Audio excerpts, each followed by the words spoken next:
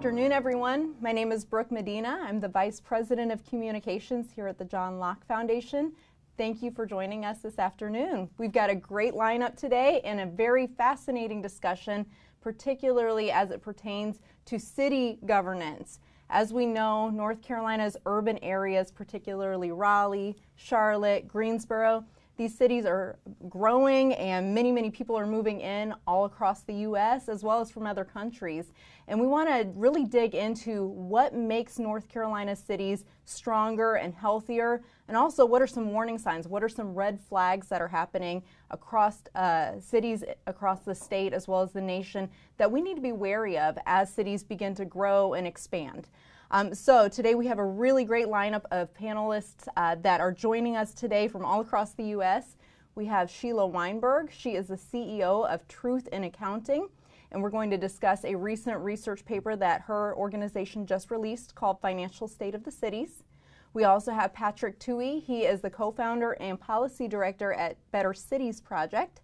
And we also have Locke's own Paige Terryberry, and she's joining us. She is our senior fiscal analyst, and she's going to be discussing some of the numbers related to city governments across the state and the country. So thank you guys for joining us today. Thank you. So increasingly, domestic and international migrants are choosing to call North Carolina their home. Our population has grown at a steady clip over the past decade, and we've even added a 14th congressional seat. To top it off, our population is becoming more ethnically and racially diverse, which really adds to the rich culture here in North Carolina, and I'm excited about it. It means more cultured food from all across the world when I go to downtown Raleigh, and we're hearing more languages spoken in North Carolina. It's exciting. The cities are growing. Raleigh's a great place to live. I know Charlotte continues to receive more and more business. But we're going to talk about essential ingredients to making sure that cities are well equipped to flourish and thrive across North Carolina. Sheila, you recently released this report from Truth in Accounting called The Financial State of the Cities, wherein you really dig into the city budgets and city numbers. And oftentimes the tales or the explanations that many city leaders give to their constituents related to budgetary matters are oftentimes masked, it seems, and they don't always tell the full story. And so Truth in Accounting comes in and gives us a little bit more transparency. So I want to kick it off our discussion with that. Can you give us a brief overview of what this report is about and why you decided to publish it? Oh, thanks, Brooke. Thank you very much. The number one thing we would say is that the governments need truth in accounting. They need to do their numbers correctly. And so what we've found is that the governments are not always transparent, especially with their pension and retiree healthcare benefits. So to give the public a better understanding of their state and city's finances, we do the financial state of the states once a year, and then we do the financial state of the cities, which does the 75 most populated cities. And before, I'm a CPA, I apologize, I might get into too many numbers, but before I do that, I just want to emphasize the reason we do it. And it's because we really believe that the citizens are not getting the financial information they need to be knowledgeable participants in their governments. How can they be part of tax and spending policies if they don't know the right numbers? And so we, as accountants, do a deep dive for them. And then we publish that information for every single state and every single city. You can go on to Charlotte, our data-z.org website, click on Charlotte, click on North Carolina, click on Raleigh, click on Greensboro. You'll get an individual report for those. But we did the 75 most populated cities. And we found that 14 cities, we call them sunshine cities, they have more than enough assets available to pay their bills. Some people may argue with that because of boring things or crazy things like discount rates, but hopefully we won't get into that today. But we found that, as you mentioned, all the 75 cities have balanced budgets, but we found 61 cities do need money to pay their bills, and we classify those as sinkhole cities. Again, it's mostly, all this debt is mostly related to these pension and retiree healthcare, for lack of better terms, schemes. The cities have accumulated, despite balanced budget requirements, they have accumulated 180 billion with a B, pension debt, and 160 billion of retiree health care debt. Do you want me to go into the specific numbers for the North Carolina cities right now? Yeah, actually, I would like to discuss that. I think that that will help set the tone for our audience as to really how are we doing? What's going on in North Carolina in particular? Where are we thriving and where are we failing? Okay, well, we do a grading system. If the governments have balanced their budget, we give them a C. So Greensboro has come close to balancing their budget. I hate to say close when we're talking of hundreds of millions of dollars. We did calculate that they need $137 million to pay all the debt that they've accumulated to so far. If you divide that by the number of taxpayers, it's about $1,500 per taxpayer. Charlotte, and they rank they're in the lower half of. They're in the bottom of, not in the bottom, but they're in the middle of our rankings. Charlotte did better. They actually are ahead of game. They actually do have money available to pay their bills. It calculates to about $1,100 per taxpayer. Keep in mind that not necessarily they shouldn't return that money to the taxpayers because they do have pension debt, and we'll probably get into this later. And those debts are calculated based on a lot of estimates, and those estimates can go up and down. And in fact, we found that Charlotte, because of their estimates and their investment income and all these crazy accounting things, their money available to pay bills went down by more than $400 million just in that 1 year, from $766 million money available to now it's only $295 million. And so, Raleigh, go ahead. With Charlotte, then where do you project? Do you have any estimates as to where they might be next year then, given that recent information? I would love to tell you that, but that is based upon what's their investment income going to be on their pension plans? Are they going to have any assumption changes? Are there actuaries? You think accountants are boring. You should see actuaries. They do. There's just tons of actuarial assumptions that they want to put into these. It kind of like makes me question on, you can't tell me these elected officials, much less the citizens. I, as the CPA, don't understand all these things. So should these governments be involved in these plans that none of us really understand? So we really can't tell you whether it's going to be better or worse next year. And we'll go on to Raleigh. They rank the 7 best cities in the state of all states, of cities with more than $2,200 per taxpayer ahead of the game. Well, I'm a big fan of Raleigh. No offense to anyone in Charlotte, but if this is a contest, then I feel like we really need to just make sure we have some healthy competition to giving taxpayers less of a burden. I think that that's a good goal for us to achieve. And we will drill into some of this as it pertains to pensions. That's definitely a big part of city budget. But Sheila, I think you bring up a really good question as to are our city council members and mayors and other city officials actually even equipped to make these sorts of promises and to deliver on them when they're actually not even going to perhaps come home to roost for 3 decades or not. Patrick, I'm going to switch over to you right now. Last summer, I saw a presentation from both you and your colleague Greg Brooks down in Florida, and it was called Freedom Should Be at Home Downtown. And I really liked this because it had an air of hope in it. And I thought that it approached city governance and American cities with a solutions-oriented mindset. And so it is important for us to know where cities are struggling and failing, but it's also good for us to know what does a path forward look like? How can cities be forward-thinking and visionary in an appropriate way that is the role of government?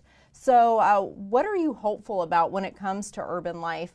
Are there any cities that are making strides in the right direction? I know there are certainly probably plenty that aren't, but what are you hopeful about? Well, to pick up where Sheila left off, I think transparency is awfully important so that not only can voters know where their city stands and can assess public policy moving forward, but even the civil servants who work at the cities and the elected officials can understand these issues themselves. And it can be very tempting if you're an activist or a voter to think, well, the city has this information and just won't give it to me. But American cities, we've made into very complex systems. Sometimes we've gotten involved in deals that are far beyond the capabilities of cities. And so it isn't just a matter of they have the information, they need to give it to us.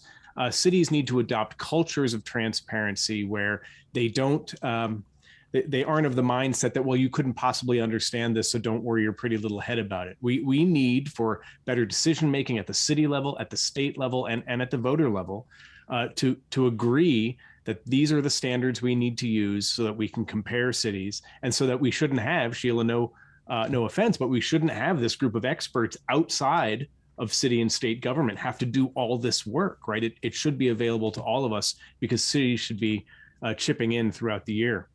You ask about what cities are doing well. There's no one city that's doing everything well, but there are an awful lot of cities, certainly coming out of the pandemic, that have learned lessons about regulation. We read for months and years about how cities were stepping back regulations of restaurants, of businesses opening up sidewalks and things like that. And I think what a lot of us learned was that in a pinch, we really count on our entrepreneurs, whether they are restaurateurs or whether they are individuals who suddenly have time on their hands and choose to get involved with ride sharing services where they're going to drive people around, or maybe because they need income, they're going to open up a part of their house or a bedroom. Local and state governments that allow individuals the most leeway to solve problems for themselves end up becoming the cities and states that are most resilient when we have an economic crisis like this. So certainly cities that are looking at their regulation and figuring out how they have unintentionally gotten in the way, and that's happening around the country. Certainly Houston for years was a great place if you wanted to build. Houston has a very quick turnaround for saying yes to your development rather than dragging it on for weeks, which adds to costs.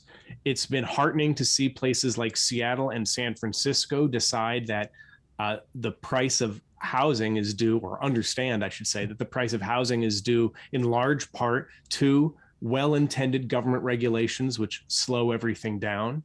New Rochelle, New York, adopted a very dramatically different style of economic development in which they worked with developers and said, again, how is the city getting in the way? What the pandemic maybe exposed, what a lot of research has been talking about, but what the pandemic kind of exposed is that through well-intended encroachment of public policy over years, we have made business, construction, entrepreneurship very difficult, very burdensome in the United States.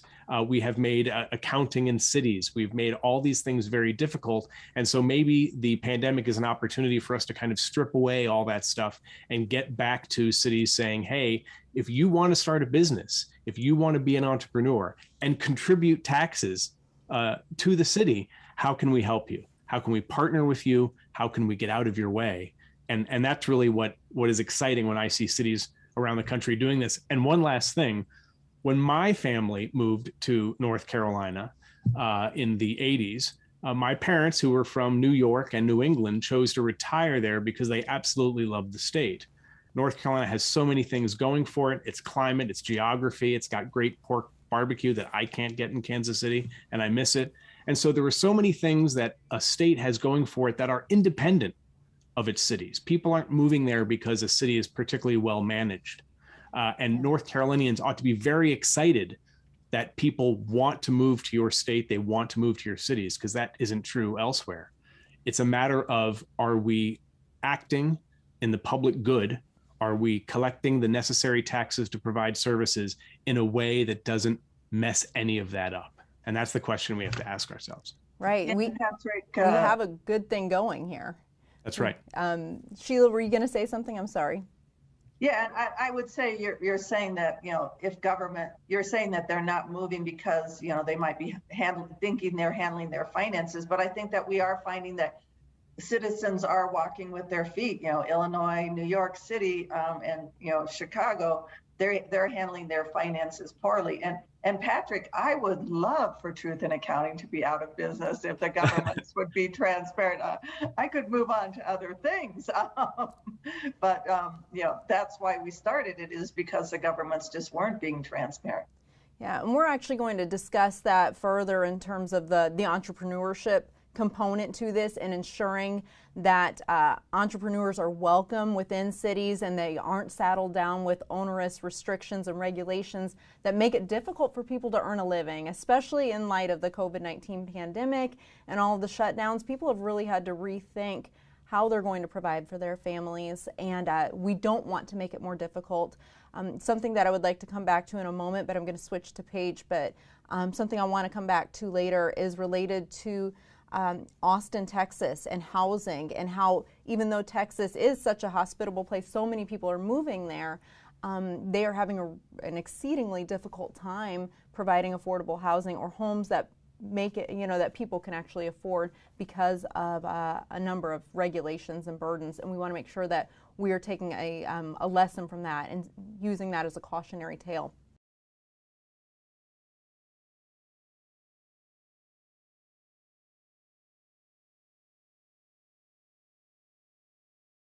And thank you for joining us here on YouTube. Despite our technical difficulties, that is just par for the course. And you would think that we would have already resolved this through, 2 years of Zooming and COVID, but we had to change locations for our Shaftesbury Society this go around. And so that just happens sometimes. And so we roll with the punches. And so we appreciate you all joining us. My name is Brooke Medina. And so if you're just tuning in just now, what we have been discussing are rich cities and poor cities and the essential nature of transparency and good governance at the city level, so as to ensure that North Carolina cities are able to be prepared for this new population influx that we're experiencing. We just gained a new congressional district, and we are experiencing exponential growth, and it's the best of things, but we also want to be prepared for it. So picking back up on our conversation, Paige, Patrick, and Sheila. Paige, you recently wrote a paper that was called 5 Principles for Local Government. And one of the recommendations in particular really stood out to me because it had to do with economic development grants, and just that is oftentimes something that looks really good on the outside. For example, we just gave Apple $875 billion of taxpayer dollars, I think over the course of like 30 something years. And so politicians like to attend these ribbon cuttings where they're able to, to give this company the pat on the back and say they're creating jobs. But why is that not the best approach to economic development here in the state of North Carolina? Absolutely. Thanks so much, Brooke. Patrick just spoke about the government unintentionally getting in the way and hampering growth, hampering entrepreneurship. And an unfortunate temptation that we have here in North Carolina is these government development policies. Not barely a week goes by without us seeing a new press release. Apple, you named one, and then, boom, the supersonic aircraft company. The state government should not be in the business of giving out handouts of taxpayer money and incentives to these companies. Really at the essence of it, economic development policies are saying that politicians are better managers of the resources than individuals and entrepreneurs are. And so they really shouldn't be in the business. Like you said, it's politically attractive to have a new shiny building in your city or in your district. But this is not the way to promote actual economic growth. And it's an unfortunate temptation. And usually these development incentives are actually not even the deciding factor with the business coming to the state. Patrick mentioned some of the great aspects of North Carolina. We've been a leader in tax reform. We're phasing out our corporate income tax. We have great beaches, mountains, a great Southern hospitality culture. All of these things are bigger draws to the state than handout of taxpayer money. And so we really think that we should prioritize instead economic growth policies. And usually these are just getting the government out of the way so that entrepreneurs and businesses can thrive. And I'll just mention two that are a big deal for North Carolina. The first being occupational licensing. Occupational licensing is really hampers growth at all levels, but especially at the entrepreneur and lower income community level. This is basically a permission slip from the government to let someone do the work that they already have the tools to do. So we want to make sure that we're getting rid of that as much as we can. Florida has been a great state leader on this. The next one I'll mention is the North Carolina Regulatory Sandbox Act. This is one that actually passed. And this is basically a closed off testing environment with less resources than in normal conditions. So allowing experiments, allowing entrepreneurs to kind of test the waters without some of these burdensome regulations. And North Carolina recently passed a regulatory sandbox with regard to insurance and finance companies. We'd love to see this expanded into other sectors as well. And so that's kind of the economic growth that we're looking for. And just contrasting that with the economic development policies that are so harmful for our economy. Yeah. One is real economic growth, by removing the barriers, creating these regulatory sandboxes where companies can experiment, entrepreneurs can actually, have a fighting chance at launching their business. And then the other is, political handouts, essentially, or with using taxpayer money.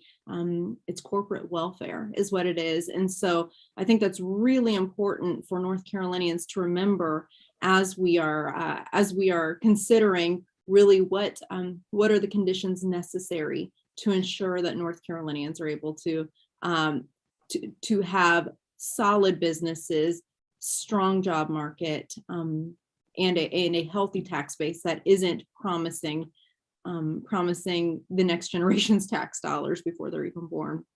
Mm-hmm. Sheila, switching back over to you and what you have been doing at the Truth in Accounting organization, what are some ways in which North Carolinians need to be aware of that politicians, elected officials sometimes cook the books? Well, we'll use Illinois as the best example, or is that the worst example? I guess my home state. Most cities and states, they all require balanced budgets, but they calculate their budgets on a cash basis. So it's only inflows and outflows. The IRS doesn't allow a corporation that makes more than $27 million to do their books that way when they report to the IRS. But these governments are, because it's misleading and leaves out a lot of stuff. But the governments are doing that. Again, with inflows and outflows, one thing that you need to be leery of is in Illinois, they borrow money. Now, that's an inflow, so they can balance their budget by borrowing money.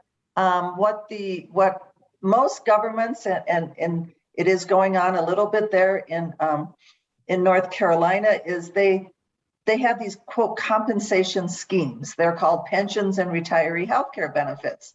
So these benefits are promised to the employees, but not enough money is set aside to fund these benefits. For example, Greensboro has a retiree healthcare plan. So you work for the city. When you retire, your healthcare is going to be still picked up by the city. Well, even though the employees have worked, they have earned for these benefits. Each pay period, they earn a portion of these benefits. But because they do them on a cash basis and they don't pre-fund them, the true compensation cost is not included in the balanced budget calculation. And Greensboro has only set aside 17 cents for every dollar of retiree healthcare benefits that have been promised. And Charlotte has only set aside 69 cents for every pension benefit that has been promised. Most of these governments do these on a pay-as-you-go basis, and the costs are being pushed on to future taxpayers. So I would be really, in North Carolina, since we find that the older the cities get, the worse financial shape they're in. We've mentioned in the past that, these benefits don't have to be paid for decades to come. Well, some people don't think of decades to come. What we say is it's currently affecting the people right now because the budgets are not truly balanced. Who you vote for? You in Illinois, the governor's up for re-election. In his campaign, he's like, I balance the budget.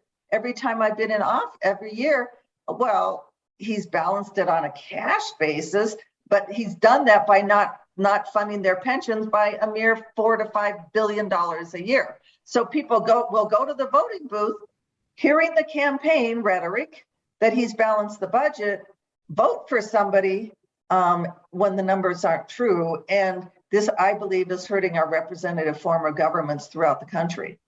It's inherently dishonest, to be sure, because they know what they're doing. And I would say here in North Carolina, the demographics are aging, essentially. So North Carolina's population, although we continue to welcome many new people into our state, the average age of North Carolinians is getting older. And so right now, I believe the average age is around 36 years old. But by 2050, it's projected to get up to 42.5 years old. And so to Sheila's point about when populations are aging and there are fewer younger taxpayers that are just entering the workforce, there's not as much to draw from, or you're just going to simply have to increase taxes on those younger taxpayers for debts that were incurred, a generation previously. Yeah, and with all these talks of surpluses, and again, it's not like the governments have cash available to spend. Most of them have hundreds of millions, if not billions of dollars of debt. And then some of the governments, unfortunately, are thinking of salary increases with these surpluses. Well, one thing that they don't think of is, well, if we increase the salaries, that affects how much pensions they're going to get, because their pensions are based on salaries.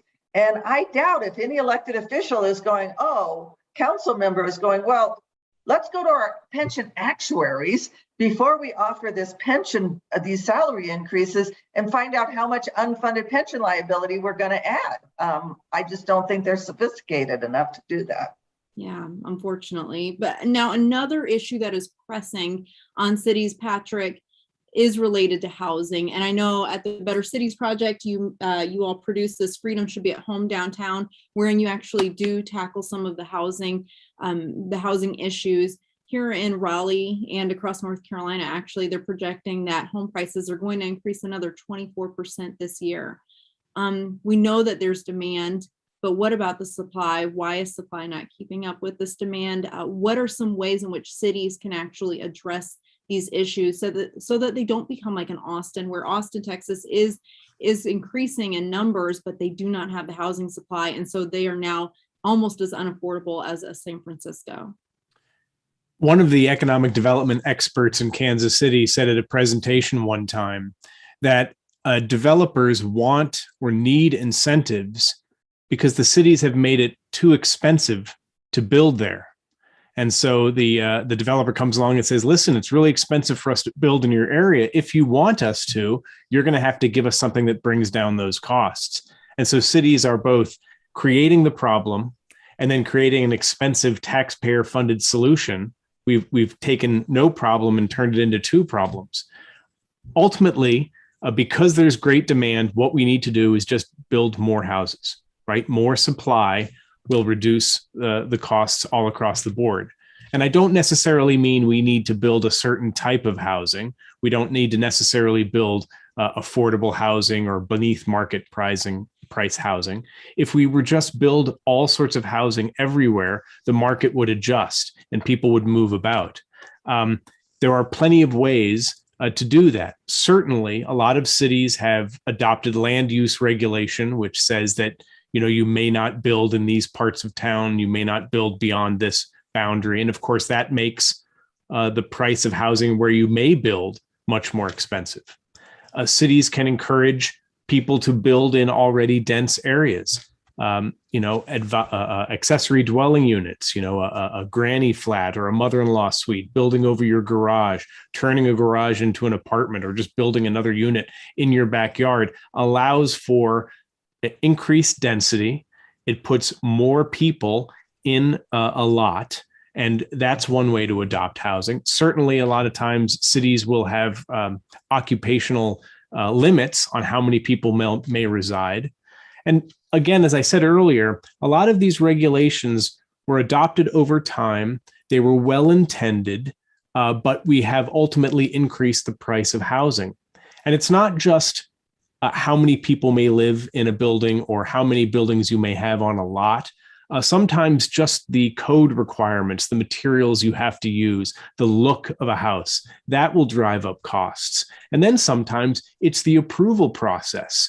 what we learned from developers, and certainly in New Rochelle, is a developer will be happy to be told, no, you may not develop here. They'll go someplace else. But that's not often what cities do. What they say is, well, maybe we'd like you to develop. Why don't you submit a plan, and then we'll decide if we like that plan, or we'll come back to you with some changes. Or if you want to build, we'll put you in front of a citizen advisory commission, and they'll decide if they want you to build next to their development. And all these processes get in the way and increase the cost of development.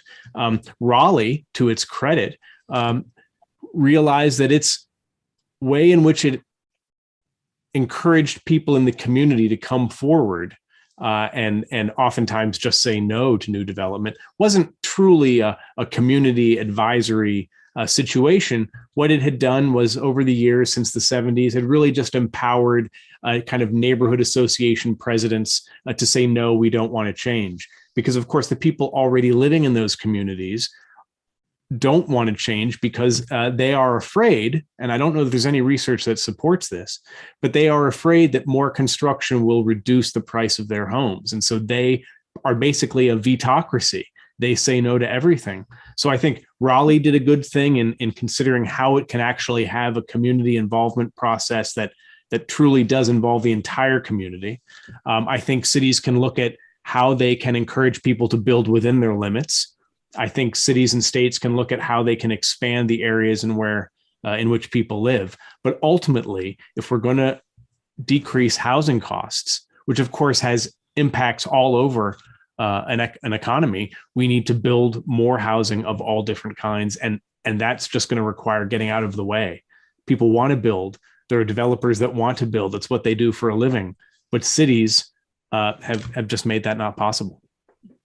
And for elected officials, I'm sure that doing nothing is not what they usually want to hear when they're thinking through policy solutions. But sometimes that's exactly what needs to happen. So sometimes that's the part, we like to blame politicians sometimes, but we as a voting public oftentimes demand that they do something. And that can be really dangerous, especially in a pandemic or in a crisis. We can say, do something, and they might do something. And it might be, we've given economic development subsidies to build this shiny new building that Paige talked about. Or maybe it's, we've enacted some sort of trickery to tell you that we've got a balanced budget when really we don't. And so it's not just incumbent upon voters to demand better, but they actually have to understand the implication of what they're demanding. And that's why the Truth in Accounting book is so helpful, because it starts to tell us how we need to do better and where we need to do better. Definitely an informed electorate is essential to this. Sheila, I've got one more question for you. I know we're going to have to start wrapping this conversation up, but when we're talking about Raleigh versus Greensboro, Raleigh was 7th, Greensboro was 26th in your report. What are some lessons would you advise that Greensboro take from Raleigh and begin implementing? It's only 90 minutes away from Raleigh. I mean, so what can they learn from Raleigh? Well, just going over, to our Truth in Accounting website, and then our sister website, you guys are talking about our booklet, our study. The listeners can go to our Data-Z website and see those two cities individually. And again, I think it's, most of the debt is related to their retiree healthcare benefits, and those need to start to be funded. And money needs to be set aside. Now, elected officials will go, well, we can change those at any time, so we really shouldn't pre-fund those. Well, if that's true, I think you better let your employees know that, so they can prepare for their own retirement. But even if it's true, it doesn't mean that they don't have a liability right now.